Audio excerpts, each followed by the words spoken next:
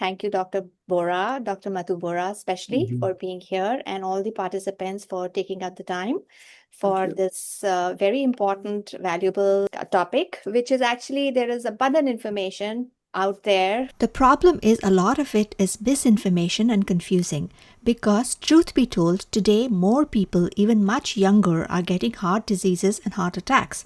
The real reason arteries get blocked is not revealed or discussed. The truth about cholesterol is kept hidden. But I think groups where we can all collect, like communities where we know each other and we can know somebody in a personal way, that information goes a longer way towards transformation, towards changing us. You are a physician, well-established physician who goes out of his way to help his community and to present truthful ideas to the communities that he is connected with. So today we will look at a lipid panel and learn who is innocent and who is the culprit in heart disease. So thank you, Dr. Bora, and please do give a small introduction about yourself. Thank you for the kind introduction, Chavi. I am honored to be here to share my knowledge and help you navigate this topic. I am a pediatrician and neonatologist, but I have always had that interest to learn about the body, how it works. And I constantly learn, read, and I wanted to know the basis, the fundamental basis of the physiology, biochemistry, and that is what I'm passionate about. And I've been doing this for a very long time, and I constantly read, learn every single day. I am very eager, excited to share my knowledge with you and to help you get a little bit of confidence about when you're looking at this cholesterol panel and heart disease and all of those. Thank you so much. So we are going to jump right in. What better way to start this discussion, this important discussion on cholesterol, understanding the heart and matters related to fats and oils, than looking at a lipid panel, the blood test that we all are made to do every year. And Dr. Bora has very kindly shared his own test result, and we will jump into this topic by taking a look at that. So in very layman language, please tell us, what are these terms? What is cholesterol? What is the divisions within cholesterol? What is LDL? What is HDL? What is VLDL? So as everybody, when they hear the term word cholesterol, they get panicked. Oh, my cholesterol is high. Am I going to die? Or I have something going to happen in the next maybe weeks, months, or years. So they're so worried. So that is why I wanted to make sure that everyone understand what is cholesterol, why it is in the body in first place. Why is that nature has designed that molecule, that if it is bad for us, why it is existing there. Correct. So the cholesterol, it's a vital molecule that is essential for life, okay? Whether if you believe in God, the God has created it, or by nature, without the cholesterol, the human, we cannot exist. And forward down the line, at some point, the cholesterol has been so demonized that everybody's cholesterol is so bad. So the cholesterol has so many functions in our body, right? It helps in the repair of the tissues and the cells. And it is the main component of the cell walls. That is how the cell has the structure. If there is no cholesterol, their cells cannot exist. So simply the life cannot exist. And not only that, the cholesterol is the underlying the compound that is the hormones are made from. All of the hormones, testosterone, estrogens, cortisol, all of these hormones, and including the vitamin D is also that made from the cholesterol. And the cholesterol is also vital for the immune functions. And it's also vital for the bile salts and for fat digestion. There's so many functions. So that is what cholesterol is. So if I go to the step by step, the total cholesterol, so it is the total of different types of cholesterol. For example, LDL cholesterol. right? Okay. LDL is a carrier molecule that carries cholesterol. Low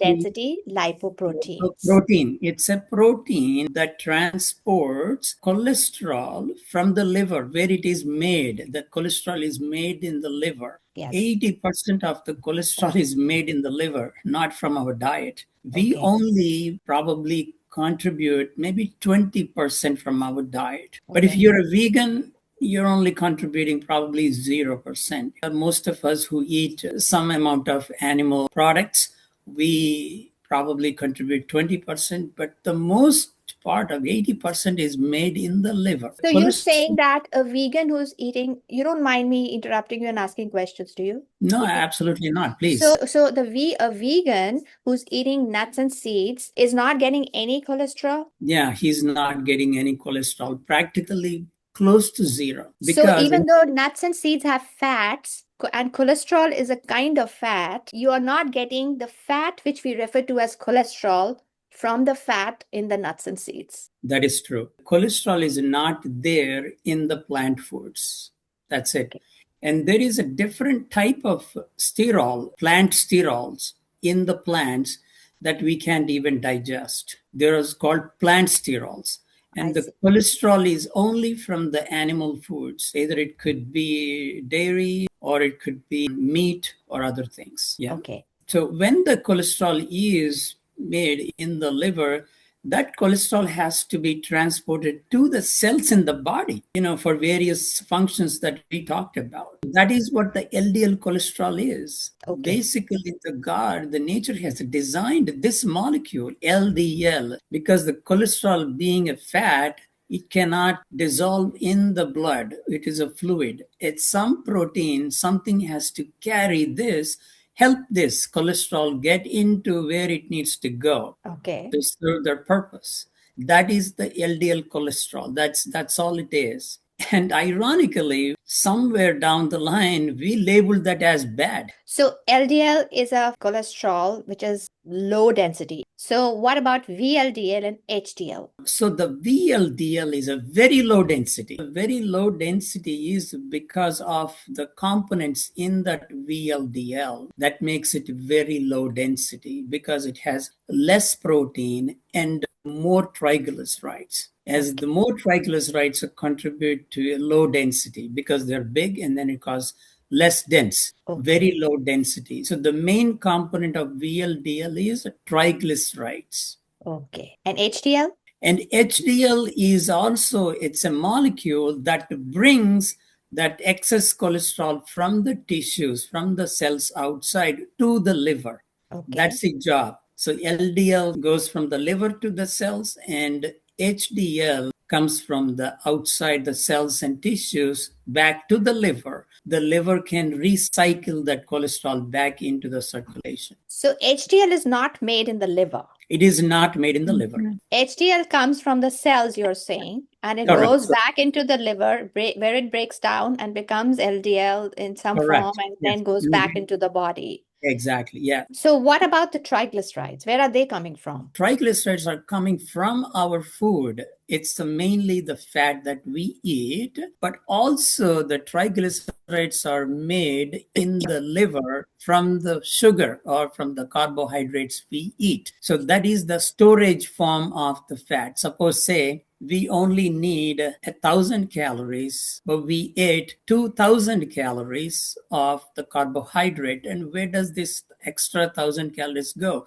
That is converted into triglycerides. That triglycerides goes into the various tissues like the fat tissue, adipose tissue, or the liver, or any other cells, or the visceral fat in various places. Triglycerides are also coming from the food we are eating, and those two are basically the carbohydrates and the fats, combination of that, Exactly. right? Both of them. So triglycerides, the name is basically it's three molecules of fat combined with it's a sugar glycerol. molecule. right? Yeah. Triglycerol. Yeah. It's a In glycerol. cholesterol, there is no sugar molecule present. So the amount of triglyceride or sugar component varies in all of these three. Right. With the triglycerides having the maximum. Can we say that it has more, Right. the highest Yeah. sugar component? Yeah, the triglycerides, it is a form of sugar or the carbohydrate, but it is a fat that is made from the sugar, from the carbohydrate. But I would say the extra carbohydrate. Suppose, say, that is what I'm giving an example. Suppose, say, you only need 1,000 calories for your daily activities, but you ate extra, say, 500, 1,500 calories. That 500 calories is converted into triglycerides by the liver. And they all have a specific role to play. God has not planted them for no reason, right? Even triglycerides, because they're also designed by nature to be there in our body. So triglycerides also have a function. And I understand that it's our body's long-term energy storage function, which it serves. That so is it's not correct. like Yeah. bad too in that sense, but it's just the quantity, that how much of it we have in our body, that makes a difference between poor and good health. Yes, Okay. the triglycerides also indicate, if there is a high triglycerides, that indicate insulin resistance. Triglycerides can also lead to fat in the liver, fatty liver. Hopefully everybody understands what triglycerides are, what HDL is, what VLDL is, what LDL is. Now, the numbers, how much of it should be there of each of these in our body? Let's understand that by looking at your test. Yeah, these numbers, if you can look at this first number, the total cholesterol, the reference interval is between 100 to 199. 2 years ago, I had this number of 210, but now it is 240.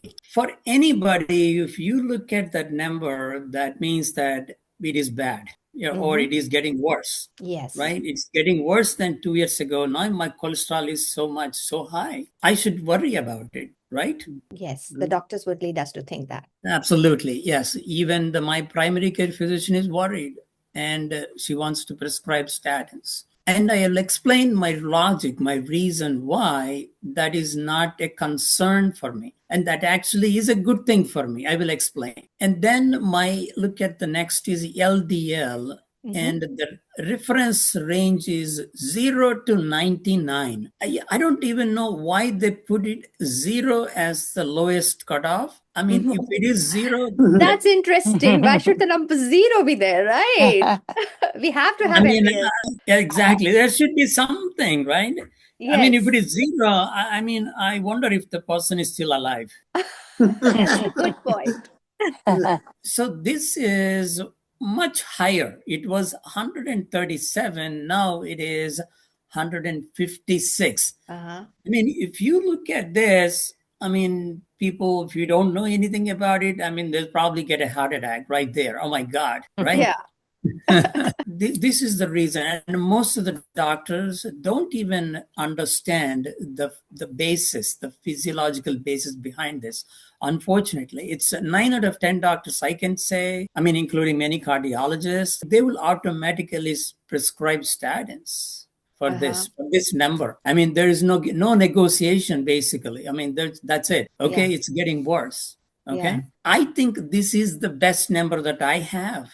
Why? When the traditional medicine is saying it is so bad, why I'm thinking it is so good for me, right? Correct. That's a contradiction. So I will explain why. The LDL molecule, it is not one single molecule. In the LDL, there are different types of LDL. They're based on the size. It's called large, fluffy LDL, and then small, dense LDL. And the small, dense LDL is also small because it is damaged and denatured or oxidized cholesterol. That is why it becomes smaller. And the next question is why the LDL is getting damaged? What is happening in the body for it to get damaged? That we will come to later. First, tell us why these numbers are good according to you. Okay, so that is what I'm coming at. And my numbers out of that total cholesterol, I have HDL cholesterol of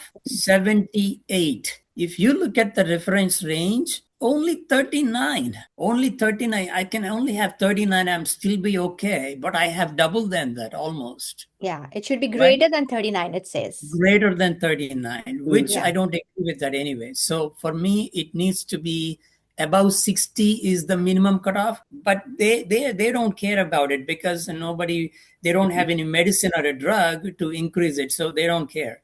Even 39, they're letting it go. Okay, you're fine. You're Okay. good. All right. Okay. And then my triglycerides, if you can see that, that is very low. Before that, it was 36, and now it is 37. Actually, the reference is ranges 0 to 149. So my range is much better, very, very low. Okay. Okay. So when I look at these numbers, I look at it as a whole, not like one at a time. So my metabolic health is extremely good. So when we look at the metabolic health, we look at the triglycerides and HDL. My triglycerides and HDL ratio is 0.5. Triglycerides over HDL is 0.5. Yes. Anything less than 2 is very good. Mine Okay. is 0.5. That is extremely good. And the Okay. low triglycerides indicate that I have very low insulin resistance and very low inflammation. High triglycerides, high insulin resistance, and that is inflammation. So So when when we you have a high number on the triglycerides, we should understand that our inflammation is high. There is inflammation in the body, that and is there is insulin resistance the body is facing. That is exactly right. And when we look at the numbers, when I see the triglycerides being so low and my LDL being so high, what that indicates to me is I have least inflammation, I have very low insulin resistance. So my LDL cholesterol that I have is mostly large, fluffy LDL, which is good for the body. So when So triglycerides are low, the number is less, and even if LDL is high, we need to understand that these are the good types of LDL present in our body, which we want. that is absolutely correct. Yes. So we have to interpret this LDL based on your triglyceride numbers. If you have another like a $500 to spend, you can get a test called NMR. It's called nuclear magnetic resonance. They actually look at the size of the LDL. So Okay. they can see whether it is a large, fluffy, which is good, or the small, dense, which is not good, which is bad. That is the part that is bad, not the whole LDL is bad. What about the HDL? Does that number matter a lot? Should our focus be on Yes. triglycerides LDL or HDL as well? Yeah, exactly. Good question. So the LDL, again, I said it reflects that the cholesterol that's coming from the cells to the liver. HDL is low. The recycling process is not efficient, which means that the cholesterol stays in the cell and the cells can't get rid of it. So when the HDL is high, that means there is a very good amount of recycling from the cells back to the liver, which is a good thing. So Okay. if you have a high HDL, that means it's good. And there is no medication that can increase HDL. There is no medication that can decrease triglycerides. There is a medication to decrease triglycerides. They're called fibrates, and they're only marginally effective, only up to 30%. The most effective method to decrease triglycerides is only diet, some exercise. That's the only part. Mainly 70 to 80% intervention to bring down the triglycerides is only through the diet. They prescribe fibrates for some people who have familial conditions like hereditary conditions with the high triglycerides, but they're still only marginally effective. I know I cut you short on that, but now let's try to understand why a low number on triglycerides is desirable. Like what happens and why a high number of triglycerides leads to a poor quality of cholesterol being present in the body. What Exactly. happens? Good question. The triglycerides will be high after we eat, because when we eat, it has a lot of some fat, and that's why the triglycerides go up. But when we are fasting, that triglycerides number, they have to be very low. If the fasting, the triglycerides are still high, means number one, there is a high amount of carbohydrate that the liver is converting into triglycerides, because that is what it is circulating in the body. Or there is a problem in the liver. The liver may not be able to process it. You mentioned the presence of inflammation. What is the role of inflammation in heart health, and how does it impact the presence of triglycerides, increased triglycerides in the body? And how does Yeah. inflammation happen? Like, what is Yeah, happening? this is an excellent question. When you go to the cardiologist, they don't talk about this subject. They don't talk about inflammation. They just look at the numbers and prescribe statins and, okay, do some exercise or eat low fat diet, go home. That's it. Inflammation is the number one cause of major all diseases, including the heart disease. And the inflammation is the one that is causing this cholesterol to get oxidized and get damaged. That is what leading to the heart disease, not the cholesterol. Cholesterol, it is there in our body for a reason, for a function, but we are blaming cholesterol. No, cholesterol is not to blame. It is the inflammation. The source of inflammation, is that what your question? Yes. Why is inflammation happening? What is the relationship between inflammation and triglycerides? Okay, yeah, good question. So the inflammation, basically, it starts in the gut. When we have imbalance in our gut, there are lots of unhealthy bacteria. Sometimes it also fungi like candida. When we are eating lots of sugary diet and all of that, processed foods, there is a fungal growth in our intestines. And sometimes what is a condition called SIBO, right? Yes. And it's a bacterial overgrowth. It is a small intestinal bacterial overgrowth, Yeah. right? And normally, the small intestines are not supposed to have any bacteria, but in some conditions, when there is a gut imbalance and there the bacteria invade the small intestine and then they flourish. When the bacteria are there, unwanted bacteria, they're not there just for simply saying there, but they release a lot of toxins and they disrupt the lining of the gut.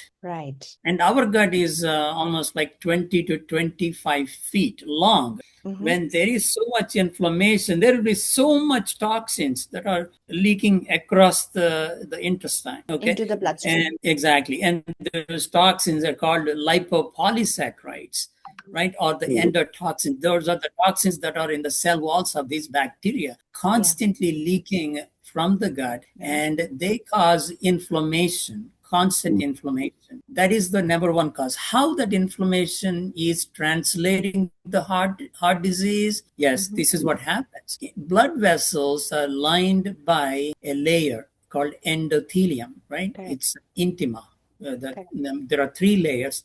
The internal layer is intima or endothelium. It's a very delicate barrier. When there is inflammation, there are inflammatory markers circulating in the blood, like interleukin 6 and C-reactive protein and tumor necrosis factor. All these things cause damage to the internal endothelial layer. And what is doing is this cholesterol, it is going there trying to patch up that inflammation. And that is where it starts, the plaque. Correct. The plaque, that is how it starts. The inflammation is the underlying factor that is causing the plaque. So what is happening is basically the lining, the endothelial dysfunction is happening. The lining is getting damaged because of poor gut flora in our body, because of what we are eating. Science is now saying that, right? We are not eating, we are feeding the gut microbes. What we eat will determine which kind of bacteria is growing or breeding in our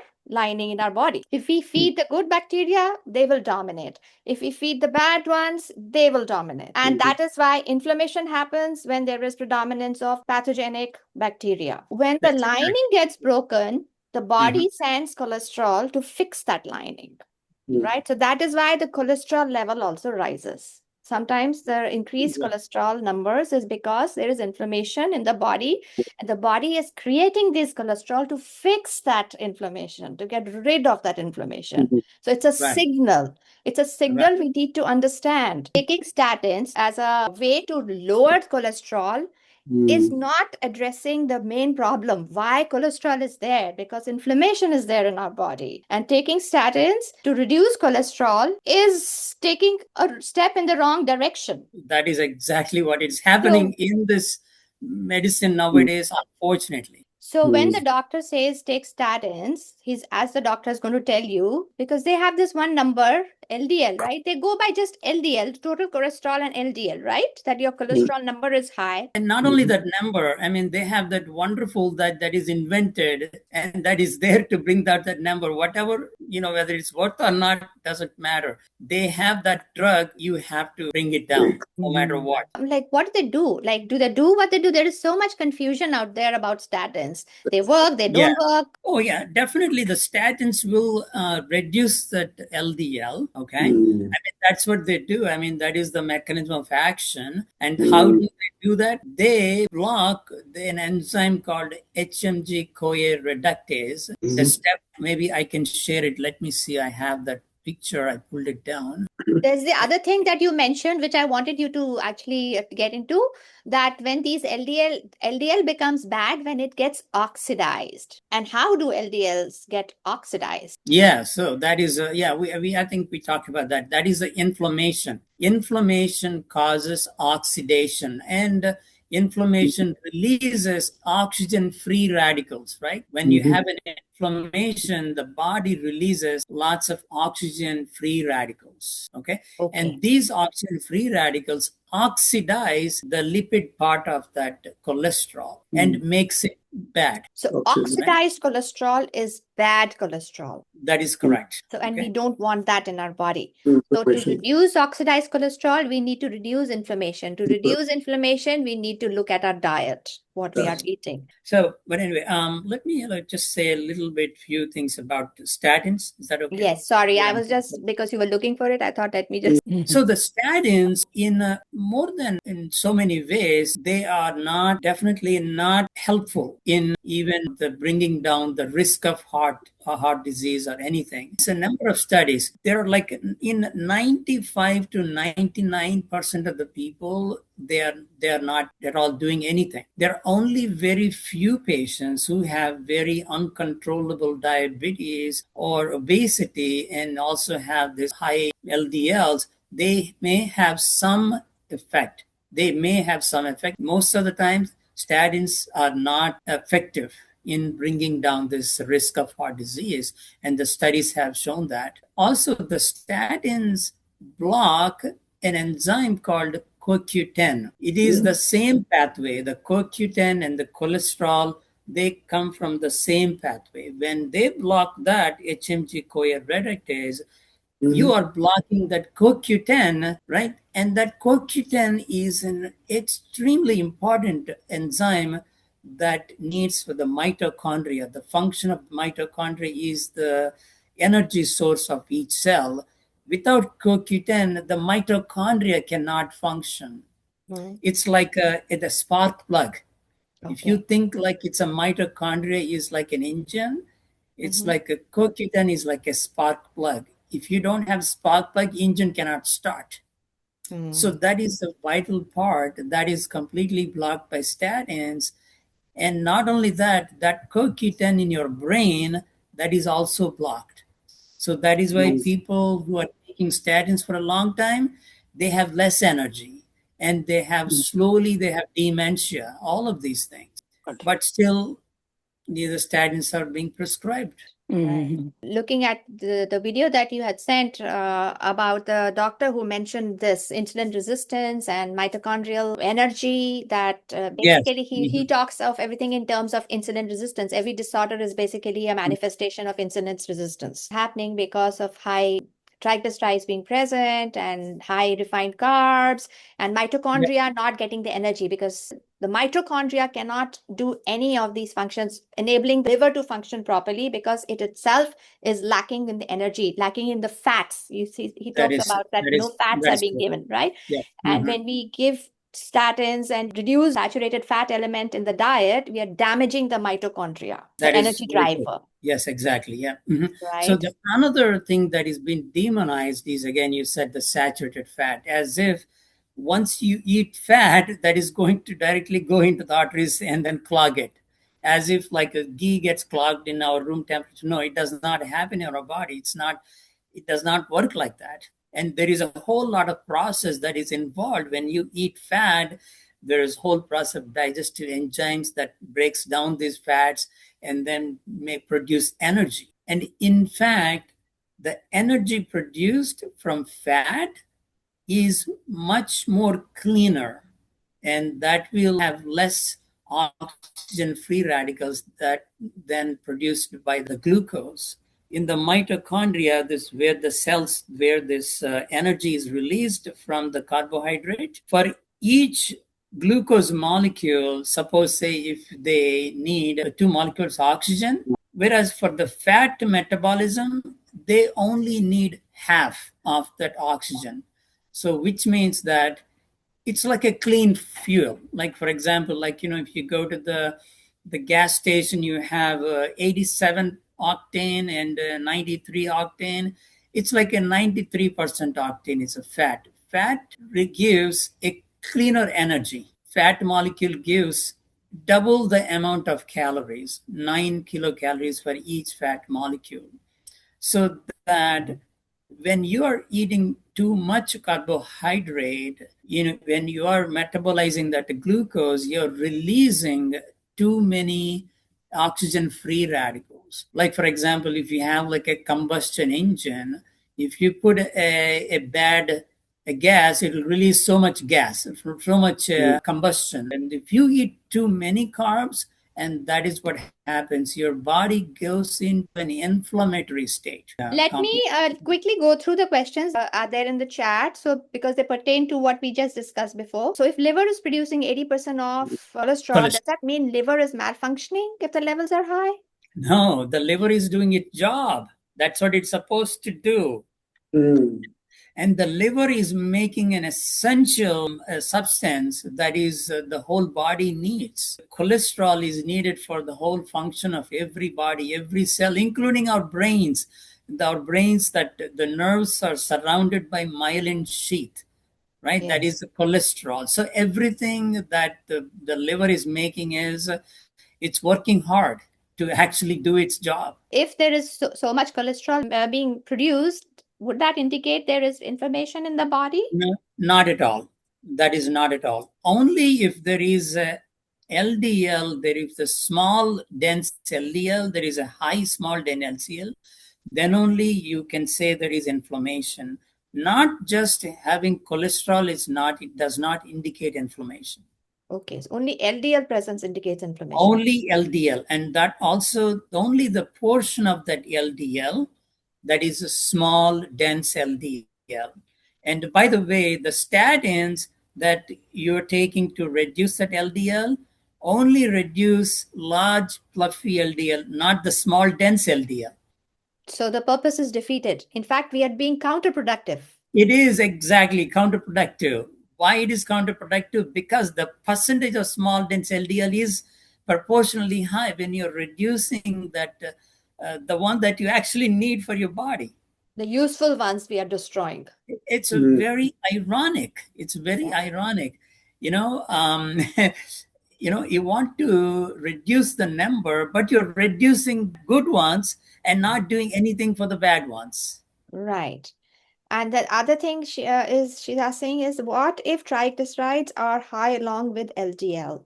Yeah, that is a good question. Again, in that case, if somebody has a high triglycerides and also high LDL, it's not a good situation. That is because majority of the LDL is going to be the small dense LDL, which we don't want it. So the ideal combination is low triglycerides and normal or high LDL. That is the best scenario. Yeah. Now, going back to the question that were popping in my head when you were talking. So you were saying that fats produce cleaner energy, and the presence of high carbohydrates is actually detrimental to us, right? Because it can lead to insulin resistance and all those problems that can happen. This can lead someone to think, oh, I need to cut down all the carbs in my diet. I need to have only fats. One. Second, It also depends now, oh, I need to eat a lot of fat, the quality of fat you're eating. What kinds of, there are so many fats, oils in the market. So you can somebody just go and pick up any fat that's there and say, I'm going to increase this? That is an excellent question, right? Yes, I said the fat is a clean energy, right? And then the carbohydrate is not so much, right? So the question is, what if I completely stop eating carbs and only eat fats, right? Is that good? Yes. Yeah, it's a good question. But when you're metabolizing fat, you release the ketones. So the ketones does the same job as a glucose. The ketones can supply energy to the brain, and as well as the body can metabolize ketones and release energy. That is fine. But the problem is if you have too many ketones, that can cause acidosis. It is called ketoacidosis. I So see. the body's overwhelmed. The buffering systems get overwhelmed. So that is why you have to limit the fat intake, not 100%, not 0%. So Yeah. a proportion of it, I would say 30% carbs, 30% fats, and then 30% proteins. So you can divide that. A lot of the times when I hear this, one other thing, you go to the cardiologist and you have, say, LDL, high LDL, or cholesterol, and the advice they give is, oh, you eat low fat diet and then you take the statins and that will fix the problem. And there is a big problem with it, right? Yes. And as a common man, somebody thinks, hey, I got a lot of fat in my body. Maybe I should eat less fat. Mm-hmm. That makes a logical sense, but in fact, Yes. that is not true. That fat that is in the body is coming from the excess carbohydrates, not from the fat you're eating. There are many books, eat fat, lose weight, and there are so many things. So the insulin is the hormone that stores fat, and that's it.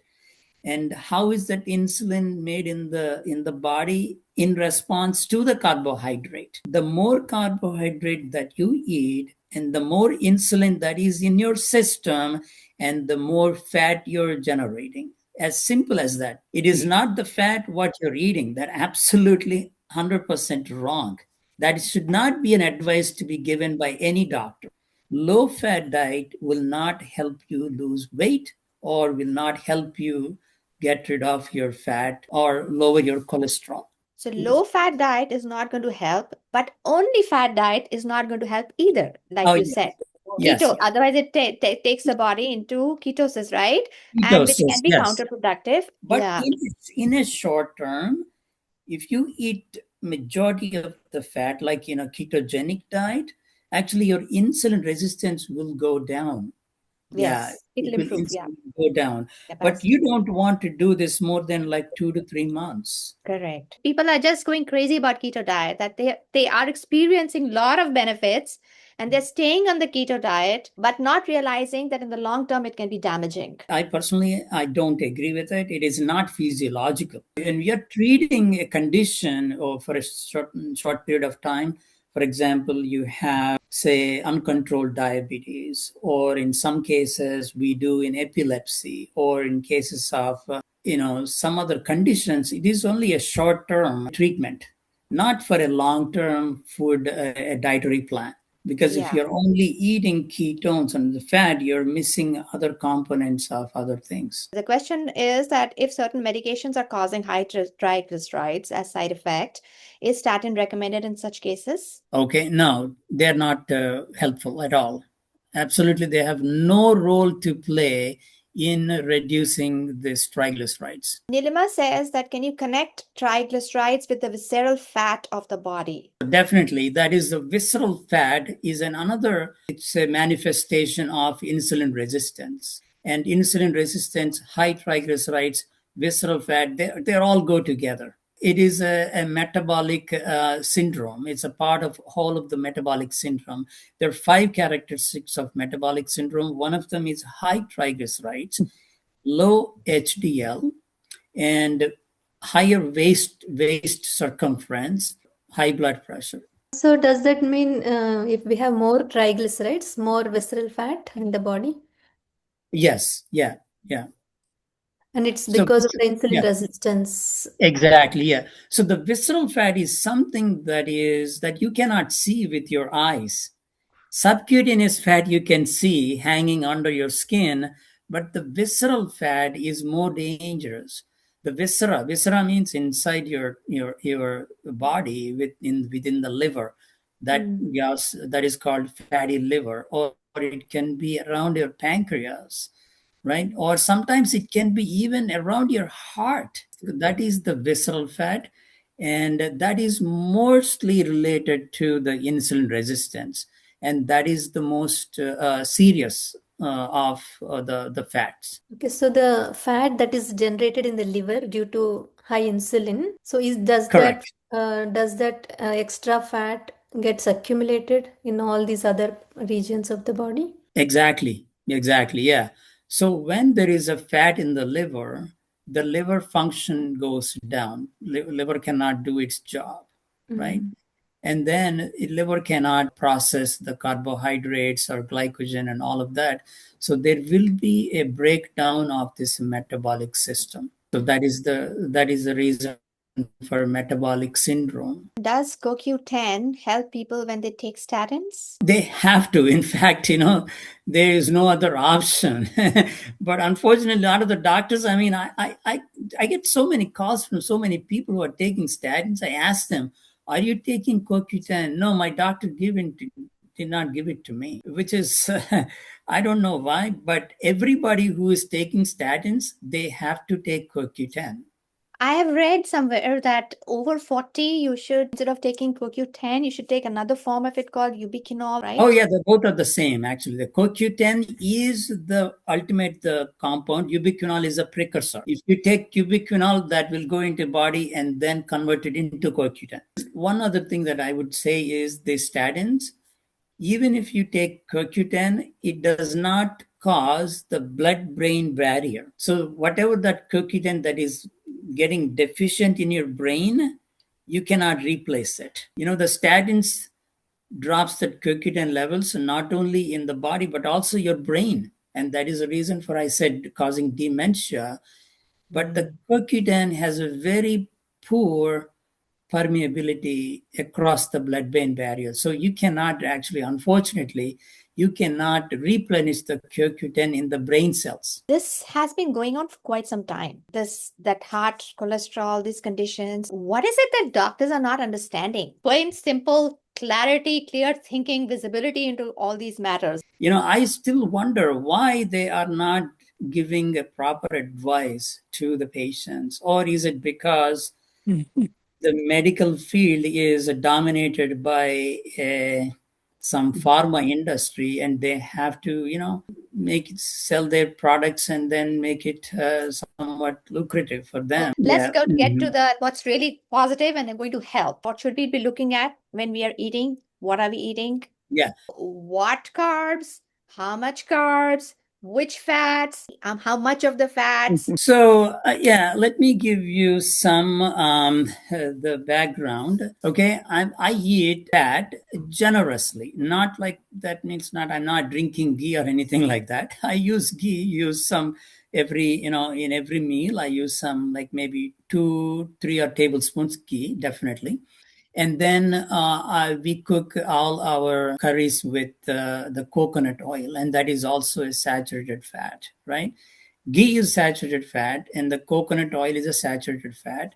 Altogether, maybe I'm eating like 20% of my food as a saturated fat. Your question is why I'm eating fat and then not having any problems? Is that With right? cholesterol, and also the advice that people are here mostly they're seeking, right? How should they be eating? How should they lower their cholesterol? How should they lower their Exactly. keep Yeah. their cholesterol as normal, the bad cholesterol and Exactly. Yeah. Mhm. triglycerides? Which So fats, carbs, but we are not exactly. saying eliminate carbs also, Exactly. Yeah. right? So So how what to draw a balance? Yeah, exactly. So what I would say is instead of focusing on the cholesterol, let's focus on the inflammation. When you focus on the inflammation and you bring that inflammation down, cholesterol is not an issue at all. In fact, there are a number of studies, they have confirmed that cholesterol has nothing to do with heart disease. And I can share some studies, but if you're interested, but there are a number of studies that looked at it. So the cholesterol is not at all connected to the heart disease.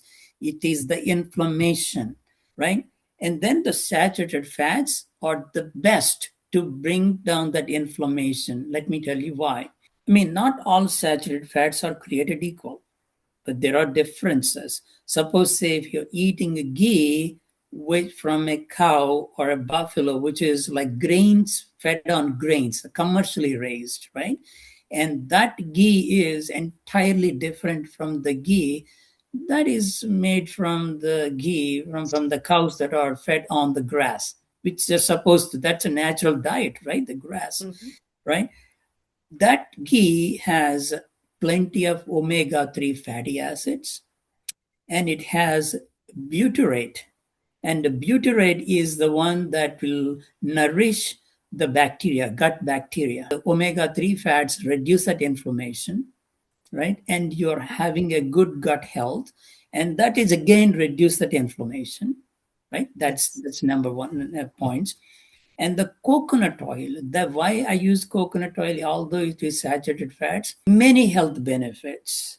Number one is there is a substance called lauric acid in the coconut oil. And the lauric acid is very powerful antimicrobial, antifungal, which means that it will prevent the proliferation of unnecessary bacteria in your gut. And in some cases, actually using coconut oil can relieve the symptoms of SIBO, small intestinal bacterial overgrowth. Right? It is extraordinary benefits, health benefits in it, right? And also the coconut oil has a MCT, medium chain triglycerides. So what is that called? Medium chain triglycerides is a source of energy right immediately. So they don't have to go through the intestines and break it down, and then it can go to the liver directly and then convert it into ketones and then release the energy. And actually in some cases, MCT oil has been used in athletes to release this sustained energy. You eat sugar, it will just shoot up, the glucose will shoot up, insulin will go up, and then drops right back down.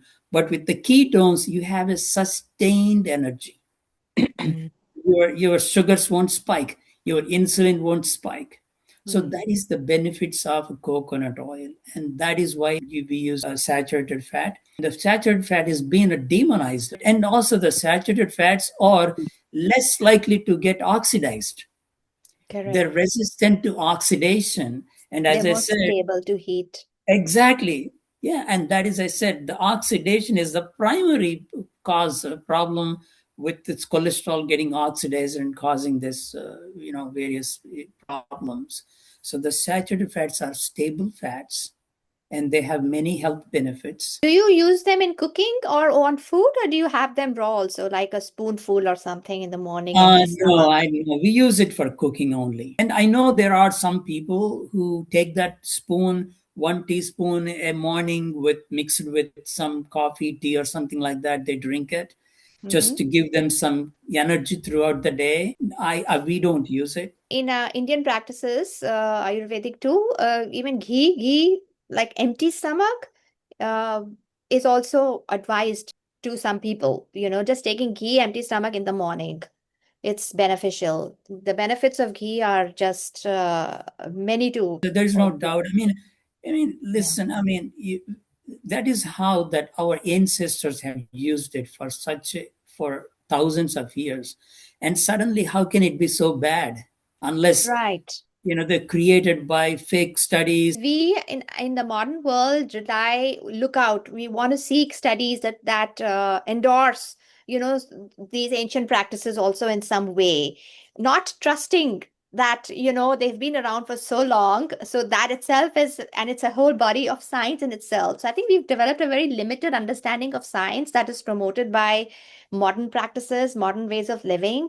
but the definition has to expand. What we see as scientific has to expand. I think we need to start having food like our ancestors. Let's go back to how we cooked and how we ate, how we lived our life too. Sedentary lifestyle today is a problem too. If we keep eating carbs and even healthy or good fats, but too much in excess than our own body needs and how we respond, I think we are going to get into problems. So my final message is like, instead of focusing on this cholesterol and all of the statins, we need to focus on the gut health. If Yes. you can fix your gut, almost the majority of your problems will be fixed.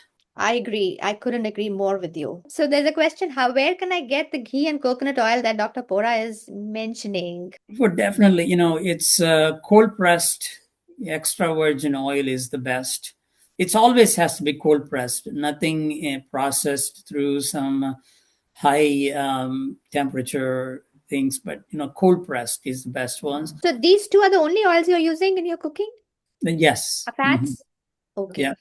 Any comment on avocado oil? Yes, we use avocado oil occasionally for seasoning because avocado oil, the problem is we cannot trust the quality of it, and also we're not sure whether it is cold pressed. Any oil, let alone any oil that has to be only cold pressed, but if that oil is extracted at a high temperatures and that oil gets oxidized and they get rancid, it gets actually toxic. In fact, any oil we are using, we should all be cooking gently and on medium to low heat. Yeah. Probiotics. Do you take probiotics? Somebody's asking.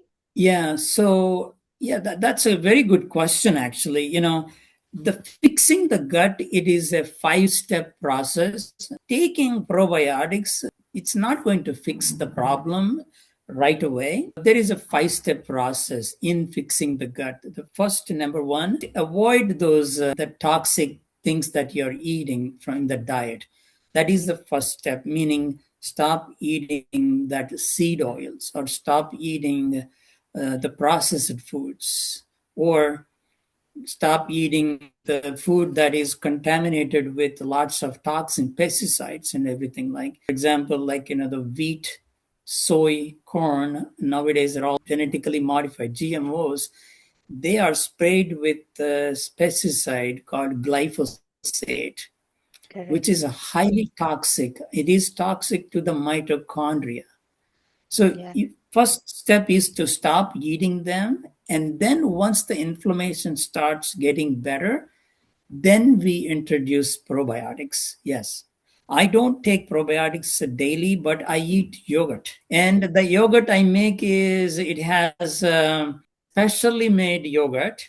Okay. But I have a combination of probiotics that I mix all of them and I make that yogurt. And once I make that yogurt, in my yogurt, I have all of those ingredients. You have to tell us how you do it, how you make that. Yeah. So that will give you almost like a list of 12 or 15 probiotic strains in my yogurt. Yeah, generally yogurt contains only like 2 or 3, like mostly lactobacillus, acidophilus, and all of that. But I make this yogurt, myself, and which contains everything: lactobacillus reuteri, lactobacillus ramosus, acidophilus, and bifidobacteria, Bacillus subtilis. Yes. Because each probiotic has a certain function. Correct. And it is so amazing to study this physiology. Because I'm passionate about all of these things, I study it. Once you make that yogurt, the first batch, you never have to buy these probiotics in your lifetime, because you can subsequently use the same as a starter. And then you continue to use it. Prebiotics are, for example, I have this powder, inulin powder. Inulin, yeah. Yeah, this is what I use to make the yogurt. Yeah, okay. So this is the one, it's a fiber basically. It helps feed the probiotic bacteria in your gut. Some people, some doctors I talk to, actually they use it. They take 1 spoon in the morning. Yeah, usually they can mix it with any coffee, tea, or any drink that you're drinking. You can just drink it. Yeah, it is tasteless basically. Yeah. Is tofu and paneer okay? Full fat yogurt okay? Paneer is not okay. I'm answering that. Yeah. Paneer, if it's made from A1, which you're getting A1 only, is to be avoided. Yeah, tofu is made from soy, right? Soy. Is Tofu that is soy, but yeah. Do you but eat do you eat tofu, Dr. Bora? no, I don't, because the only thing because I avoid soy is because it is not like the way it used to be naturally. Now it is genetically modified, and it is also hormone disruptor, the soy. Lipoprotein A test, is it recommended? Is a good marker for heart health? ApoA100, ApoB. Okay, those are the proteins that carry this cholesterol. Basically, they are like vehicles. They're like trucks that carries this cholesterol. In some say, if you measure that ApoB, ApoB is there in the LDL, or ApoB is there in the VLDL, and ApoB is there in the ILDL, intermediate density, MDL, medium density. Like all of these have ApoB.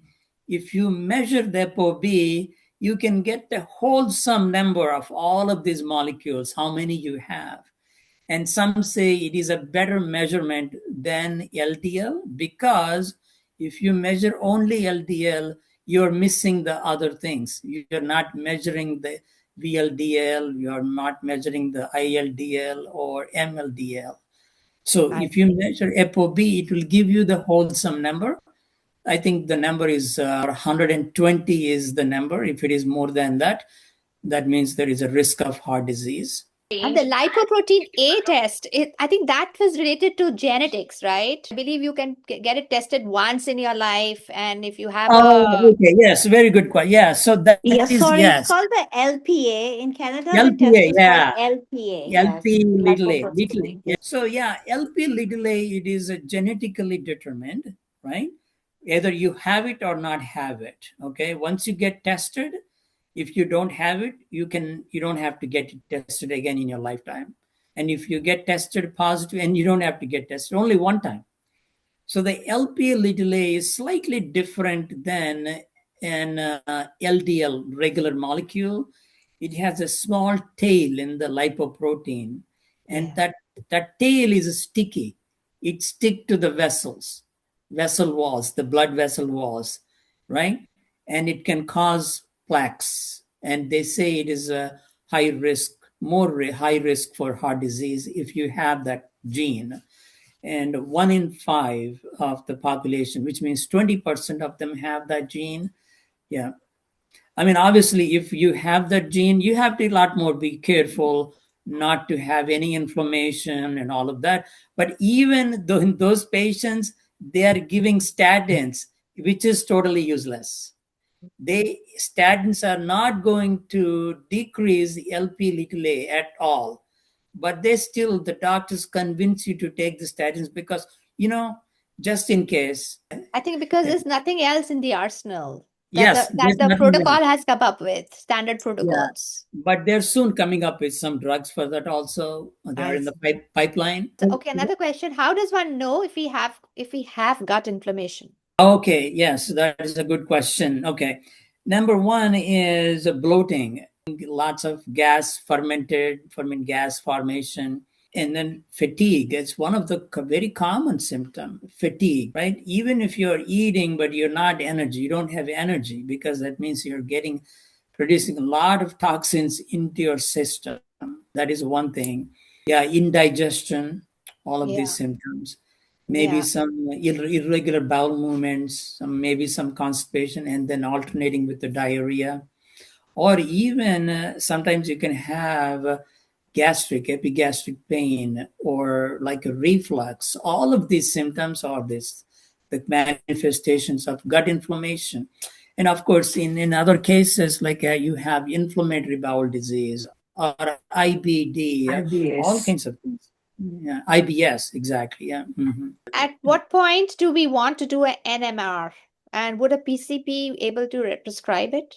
NMR is not covered by the insurance, right? It is not covered. You have to pay from your pocket. say for $500. If that is not a big, huge amount of money, then you can spend it. But the poor man's way of, as I explained earlier, the poor man's way of finding out whether you have that small, dense LDL or large, fluffy LDL, which is your good friend, is by looking at the triglycerides. If your triglycerides are very low, right, and you have very little amount of small dense LDL, even if you get that NMR test done, that is going to tell you exactly the same. But suppose, say, you're such a curious person and I wanted to know what I have, and no matter what, money is not a matter. Yes, we can go ahead and get it done, right? And the doctor can prescribe it. I mean, as long as you're paying from your pocket, they're happy to do it. But I doubt if the insurance companies are covered. But in some cases, if you have very good insurance, maybe you can convince them.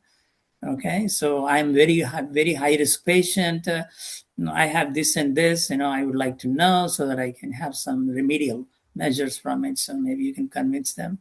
To redeem what we also criticize a lot, demean a lot, which are seed oils.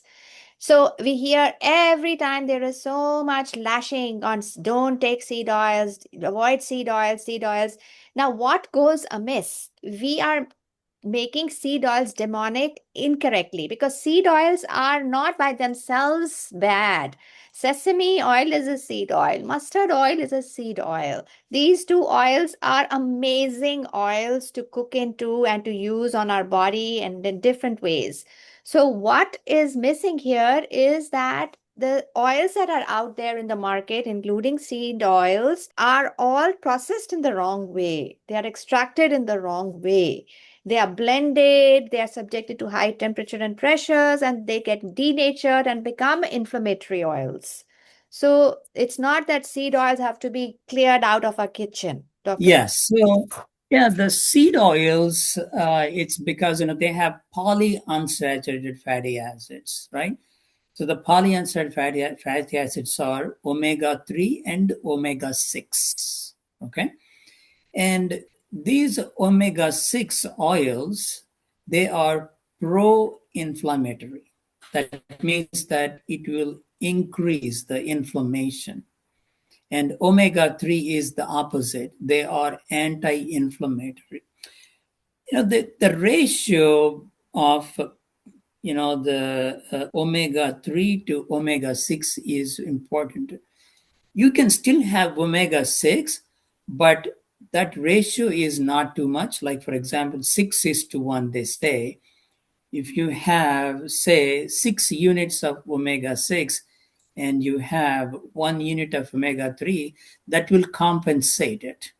But if you're eating more and more of these seed oils, that ratio will be unbalanced or disturbed. Then the proportion of the omega-6 goes higher, and then it causes inflammation. It may not cause inflammation in everybody, but inflammations that who are prone for inflammation, that can cause some inflammatory symptoms, for example, joint pains. And then, as you said, these seed oils, and a lot of them that we are available in the market, they are processed, totally, completely processed by using high temperatures or, using this hexane, that is a gas. So that's what makes them more problematic. For example, if you extract these seed oils at a cold temperature, so these oils don't get deoxidized or denatured, then they are fine, they're okay. But how often we get that? I mean, it's extremely rare. So that is why they get damaged. These oils get damaged very often, that by the time we use them. And these seed oils, the polyunsaturated fats, they should be kept in a dark place. Dark bottle. Dark bottle, dark place, because once it's exposed to the sun or air, oxygen, they get oxidized. Yeah. Whereas the saturated fats, they are stable. You can have ghee leave it for 6 months, 1 year, it won't spoil. Actually, I was just reading today in one of the Ayurvedic texts that old ghee is very even more valuable. Parting thoughts on the new food pyramid, which is just out. Now, animal, lot of emphasis on meat. So saturated fats, yes, I am on board with that. But increased recommendations for meat for everybody. It's a very interesting topic to me. I am not for or against it at all. I think it depends on everybody's, the body's, the Correct. inherent innate capacity. Because most of the Indians, I think maybe for generations, we are grown in a mostly a vegetarian, mostly like a plant based.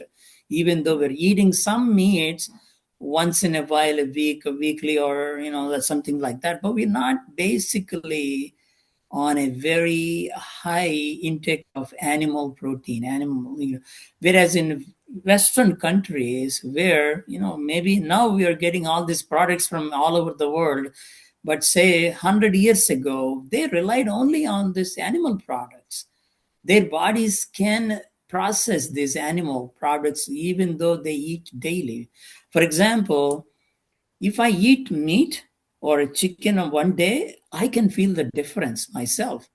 My body is not very active, dull. I don't feel good.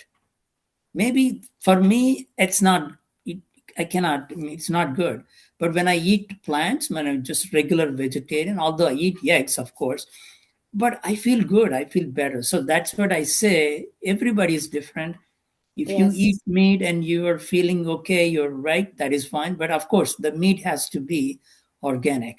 Clean. Yeah, I agree. Everybody is different. I also agree there is no one rule recommendation for the whole world. I think one has to be very tuned into your own body, see what works, what doesn't work for you.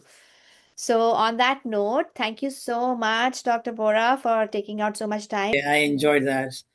Yeah, Yeah, thank and you so thank you much. everyone for joining. Good luck and thank Thank you. you. Thank Thank you. Wonderful, Thank you wonderful very Thank much. session. you.